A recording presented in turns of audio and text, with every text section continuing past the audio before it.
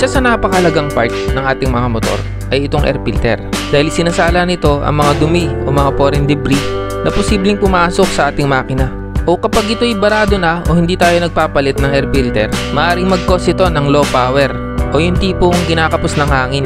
Sa vlog na to, ipapakita ko sa inyo kung kailan ba tayo dapat magpalit ng air filter. Ano-ano yung mga sign na dapat na natin palitan ito?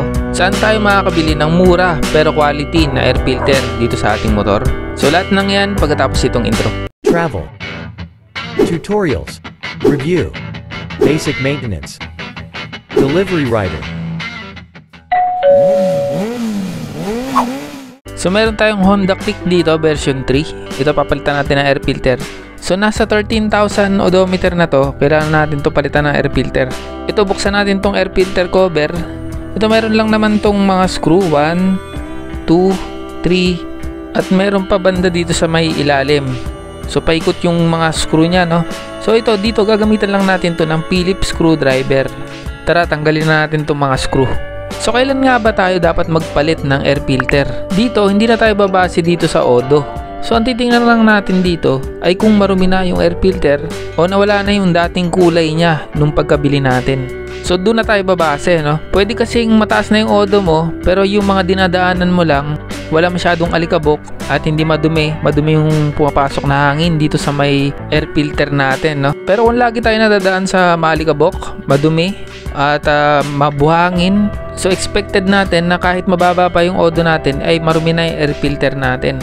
So ganun tayo dapat mag-check ng air filter natin kung palitin na yung air filter o hindi pa.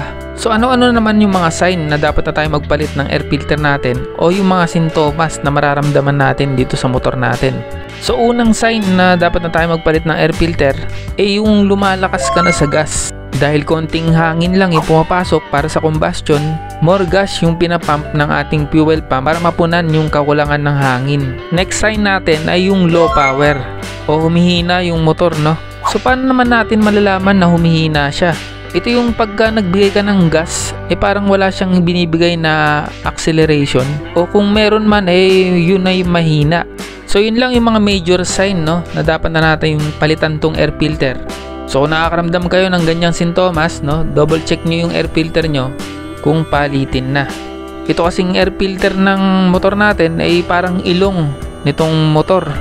Kung barado yan, no, so mahirapan huminga yung motor natin, no. So parang sa tao lang din. Ito natanggal na natin yung mga screw. So ito tabi muna natin itong mga screw. Buksan natin itong air filter cover. So ito yung air filter nya after 13,000 odometer. So dito pala sa air filter, rekta palit tayo, no. Hindi na natin bubugahan-bugahan to, hindi na natin papagpag to. Dahil once na nagbara yan, hindi na makukuha sa pagpag yan or buga ng hangin, no. So dapat papalitan na natin to once na ganito na yung itsura nya. So ilalagay ko na lang yung link dito sa may description para maka-order din kayo, no. So dito pumapasok yung hangin sa parang gills na to. Tapos lalabas dito, dadaan dito sa pinaka-tube natin.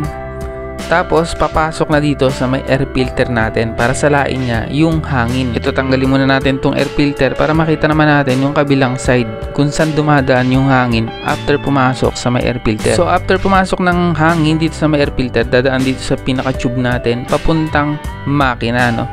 So dito nga pala pag nagka-car wash tayo, iwasan natin tumama dito yung tubig pagka naglilinis tayo ng motor, no. Papasok kasi yung tubig dito sa may parang grills na to, dadaan dito.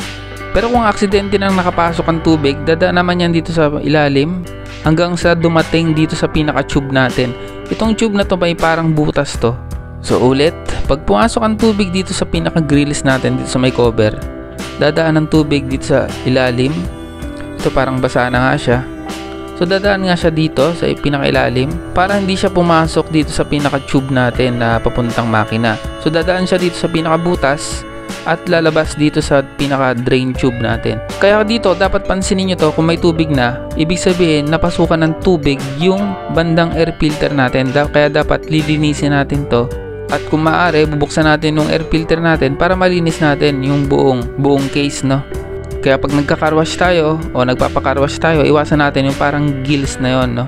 O kung maaari, takpan natin pag nagpapa-carwash tayo. Dito sa air filter cover, ang gagawin natin dito, pupunas-punasan lang natin to ng basang-basahan.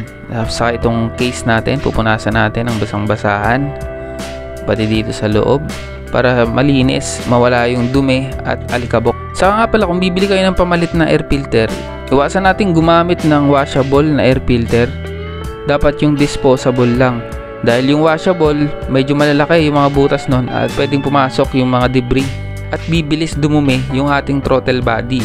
So mapapagastos pa tayo dahil marami tayong lilinisin, hindi lang air filter. Kaya dapat ang gagamitin nating air filter, yung nabibili na lang natin sa kasa, no? Ito, punasan na natin tong case natin ng basang-basahan.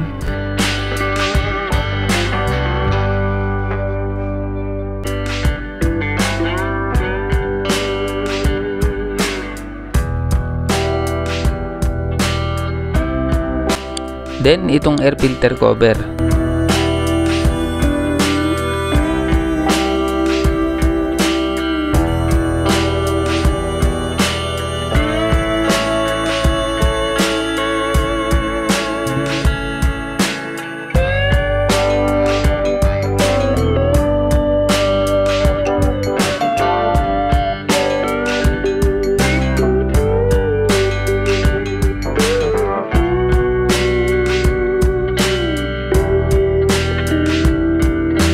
So ito, malinis na lahat, napunasan na natin lahat, no? Papalitan na natin ng air filter.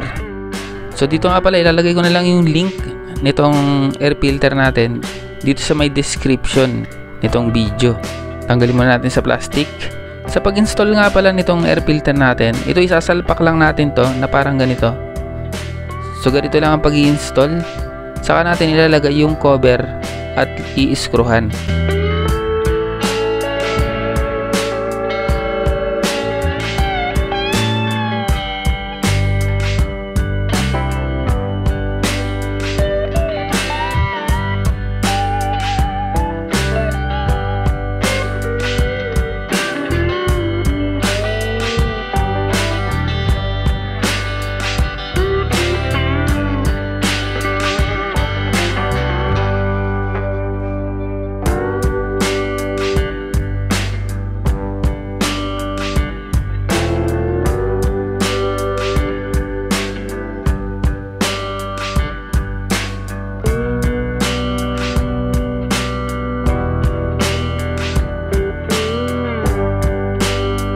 At yun, na-install na natin lahat, nalinisan na natin. So dito makakasiguro na tayo na hindi mabilis dumumi yung ating throttle body, babalik sa dati yung ating gas consumption. At kung gusto mo ng ganitong mga klaseng maintenance, meron tayong playlist. At hanggang dito na lang itong vlog natin. Maraming salamat sa mga nanood. Ride safe. Kita-kits tayo sa next video. Yun lang, thank you.